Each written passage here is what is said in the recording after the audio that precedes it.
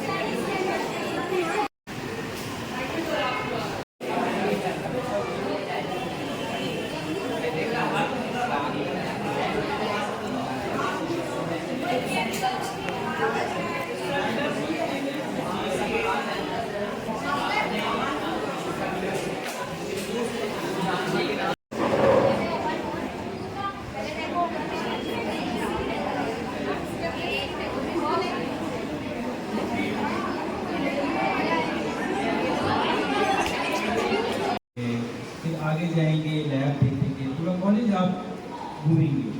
हम चीज़ों को एक ऐसी देख लेते हैं, हाँ टेबल अच्छा है, चेयर अच्छी है, ये कितना अच्छा लगा हुआ है, सीढ़ियाँ कितनी अच्छी बनी हुई है, मार्बल की सीढ़ियाँ लगी हुई हैं। इसके बियॉन्ड जाकर आप सोचिए, इसके बाहर जाकर सोचिए। हर सब्जेक्ट की अलग हिस्ट्री, मराठी की, हिंदी की, सोशियोलॉजी की, साइकोलॉजी की, फिलोसफी की, साइंस की, जोलॉजी की, हर एक की डिस्प्ले है। तो एक विषय में आपको लगे इतने सारे टर्म मिल सकते हैं हमको, तो आप लोग को डायरेक्ट वसी करना कि आपको क्या सीखना है, तो सीखने के लिए कोई महत्व लगाए नहीं है। हमारे पास बहुत सारी चीज़ें ऐसी हैं कि जो हम कर सकते हैं। एंड बीच में मैं मैडम समझ चाहूँगी कि बीच में हम लोगों ने एक का एग्जीबिशन लगाया था कि गवर्नमेंट बुक्स का अपने को निकालना है। अगर बच्चे चाहें तो उसमें से फ्री बुक्स लेके जा सकते हैं। तो हमारे पास अंदर बुक्स भी है, अगर आपको कोई बुक्स चाहिए तो आप फ्री में बुक्स लेके जा सकते, फ्री में पढ़कर, और फ्री में लेके जाओ, आपको एक बुक एक के दो भी ले सकते हैं अगर आपको शौक है पढ़ने का। हम आपको दिखाते हैं कि लाइब्रेरी में रद्दी में नहीं डालना। एक तो ये कि हमको ये भी साबित करना है कि हम बेहतर हैं, दूसरे हमको गाइड करना है। आप आने वाले ज़माने में मुस्लिम कौम के गाइड हो सकते, तो आप अपने असातिज़ा से स्कूल में आपके स्कूल में बहुत ही ज़बरदस्त असातिज़ा हैं, जो सर आपसे लेकर आए हैं वो है, फिर आपकी सब्जी फारूक सर हैं, तो आप अपने असातिज़ा से कितनी अच्छी बातें सीख सकते हो। ये आपके लिए बहुत बेहतरीन ज़रूरी मौका है आपके लिए, जिंदगी का गोल्डन पीरियड, सुनहरी मौका, सुनहरी दौर। जब लोग इस मौके को इस्तेमाल नहीं करते और उसके बाद आगे एक लिमिट है, इतनी बड़ी लाइब्रेरी, लेकिन जब इतनी बड़ी लाइब्रेरी से आप फायदा हासिल करेंगे, आपकी तनख्वाह बहुत बढ़ेगी। ठीक है, एक लफ्ज़ नया आ गया, आप उसको लिख लो, उसके क्या मानी हैं, कैसे कैसे वो यूज होता है, कहाँ कहाँ यूज होता है, ये सारी चीज़ें आपको कब पता चलेगी, जब आप पढ़ना शुरू करोगे। आप क्या है, हमारे यहाँ डिपेंडेंसी बहुत ज़्यादा है, समझ में आती है ना बात, हम एक दूसरे पर डिपेंड हो जाते हैं। अरे यार चलो सर बताएंगे, ये मुश्किल लफ्ज़ के मानिए आप उर्दू के टीचर, उर्दू कोई लफ्ज़ है तो आप उर्दू के टीचर से पूछ, अच्छी बात है, आप सवाल किए, लेकिन कोशिश ये कीजिए कि मैं अपने तौर पर उसको देखूं, उसकी क्या मानी होती है। तो आप जब तक उससे बाहर न निकलेंगे, आप दूसरों पर डिपेंड जब तक रहेंगे, आपको कभी सक्सेस नहीं मिलेगी, आपको कामयाबी नहीं मिलेगी। अगर आप कामयाब होना चाहते हैं तो अपने को हार्डवर्क करना पड़ेगा, मेहनत करनी पड़ेगी, पढ़ना पड़ेगा। आपकी जो सोच है, उस सोच को, जो एक सोच बनी होगी ना, चली आ रही है वही सोच रहे हैं, वही सोच, अरे कुछ नया सोचो ना भाई। लफ्ज़ का ज़्यादा होना इस बात की निशानी है कि आपके पास लफ्ज़ नहीं है बल्कि ख्यालात हैं। अब आप देखिए, हमारी पूरी कौम जो है, हमारे पास लफ्ज़ ही नहीं है, लफ्ज़ गालियों की गिनती 2-4 देते हैं, है ना, कोई नई गाली भी नहीं आती है हमें क्रिएट करना। तो आपके अंदर जो क्रिएटिविटी है वो भी कहीं तक मिलता है, और लफ्ज़ मिलते हैं। सबसे बड़ी चीज़ जो आपको मिलती है वो क्या मिलते हैं,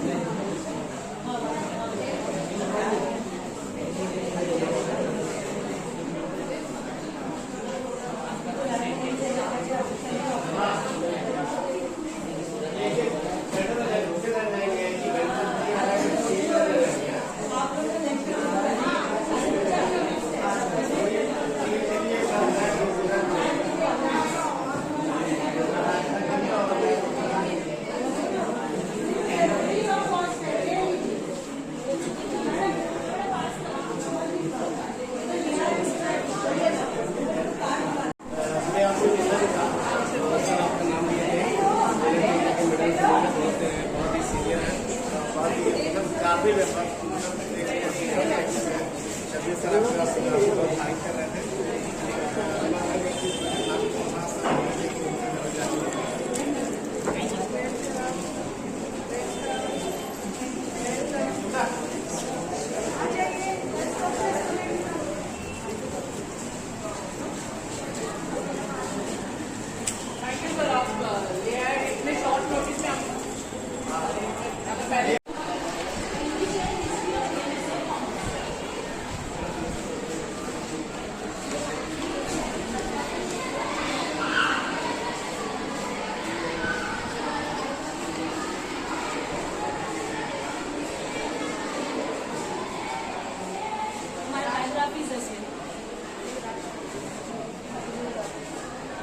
गवाना नहीं, बुरी संगत में नहीं रहना, ओके।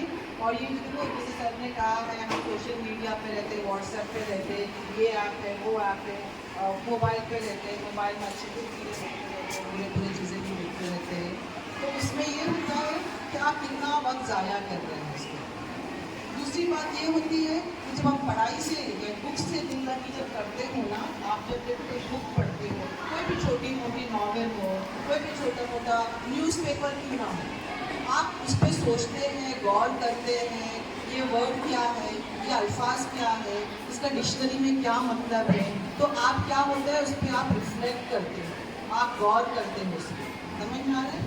तो आप किताब पढ़ते हो कि नहीं पढ़ते हो किताब? पढ़ते हो कि नहीं? जैसे मोबाइल पे रहते हो, और जब मोबाइल पे तब क्या असर होता है उसका बताइए मुझे। जब मोबाइल पे आप रहते हो तो क्या असर होता है? You are a silent receptor, आप सिर्फ रिसीव करते रहते हो। तो भरपूर इस्तेमाल कीजिए। जिस तरीके से सर ने कहा आपको स्टडीज़ कैसे करना है, आपको सोचना कैसे है। सर ने कहा आपके अल्फाज असल में आपके ख्यालात के तर्जुमान हैं। जितने अल्फाज होंगे तो अल्फाज कैसे बढ़ेंगे? अल्फाज आपके पास उसी वक्त होंगे, वो ज़ख़ीरा उसी वक्त होगा जब आप ज़्यादा से ज़्यादा मुताला करेंगे।